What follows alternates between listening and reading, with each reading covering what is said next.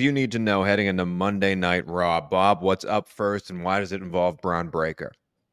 Well, Bron Breakker is the reigning Intercontinental Champion. Jey Uso is the #1 contender, and he will be defending his title against Jey Uso on Monday night. It's been built up for weeks, and I thought that they did an excellent job of building it up this past Monday night on Raw. Jey Uso, probably the promo, not of his career, but as a single star. His promos with Sami Zayn and the Bloodline were great, but as a single star, this was his best promo, in my opinion. He went in on Bron Breakker about how he's a rookie. Don't tell me, just basically don't tell me what to do. Don't boss me around or give me advice. You're a rookie. I've been here for 14 years or whatever he said. But he also just poked fun at Bron Breakker's short stint as an NFL player, much like Brock Lesnar. Bron Breakker tried to succeed in the NFL and failed miserably. It's a hard but sport. he's not exactly. It's an impossible sport. Only, look at Bryce Young. You could be the #1 pick and you suck incredibly. So it's impossible to predict. But this was just a really great promo. And then at the end of the night, Bron Breakker gets the last laugh.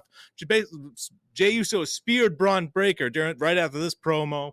Bron Breakker at the end of the night, while Jey Uso is trying to help Rhea Ripley and the Terror Twins there, Bron Breakker levels him with a spear. They upload 15 angles of it. The guy's speed, Bron Breakker's speed, his athleticism is unreal. And the fact that he can cut a promo too, I've said it on the show. He's the Intercontinental Champion now. In a year from now, he's going to be the World Heavyweight Champion. He's just a shoo-in. He's just a rare find of a star, and I'm really looking forward to this match. And once again, though, I don't think Jey Uso is going to win.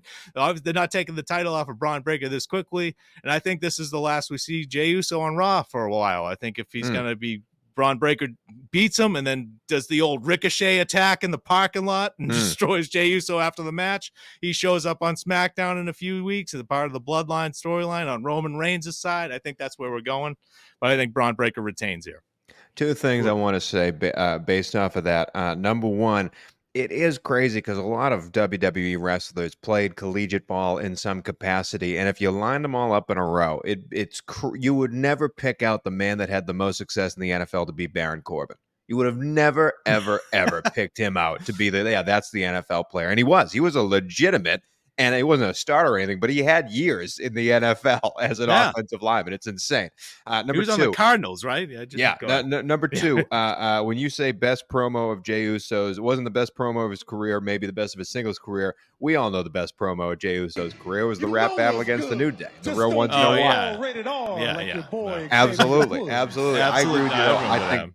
I think Bron Breakker is retaining, and I do think they've built this feud up well, and I think Jey Uso did a good job for it. Another feud that they've built up well because, it takes a long time to cook some things, and this has taken about 17 months to bake this souffle. Drew McIntyre is coming back this week on Raw.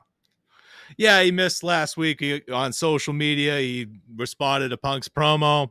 I'm hoping they do something exciting here. Maybe Punk gets a sneak attack on McIntyre, maybe sends him home in an ambulance for once, just to see something different than CM Punk writhing in pain with blood coming out of his mouth. But it's just Drew McIntyre is returning. Something's going to happen. He's going to either attack Punk or deliver a promo about Punk. We're all just killing time until Bad Blood, until the storyline's over. But he's returning next week after missing last week's show. Yeah, again, not interested in this. Am interested in the I just want to fast forward to the actual match, Hell in a Cell there. But speaking of fast forward, we have more happening in the days of our Sami Zayns. What's up with Sami? This is the third thing we're previewing for Monday Night Raw. Well, speaking of promo of careers, Ludwig Kaiser, of all people, delivered a backstage promo on Raw that was excellent. Just calling out Sami Zayn. Here's what's the storyline going on here is Sami Zayn really wants to face Gunther. Gunther has no interest. Sami Zayn saying, well, you're just scared because I beat you at WrestleMania. And Gunther's like, well, I just don't want to face you.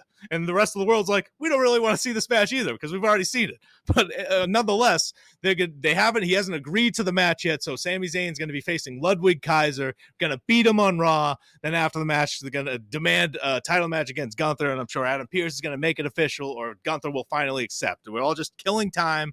But this match has not been announced for Bad Blood yet. But I can't imagine it's not going to be happening on Bad Blood. Yeah. Sami Zayn versus Gunther. And I'm not that interested in that match either, even though I know it's going to be a great technical wrestling match. I know the result. I already know the result. Gunther's not losing the title. But Sami Zayn and Ludwig Kaiser, on Raw this week. Get your popcorn ready. And that is it for the Monday Night Raw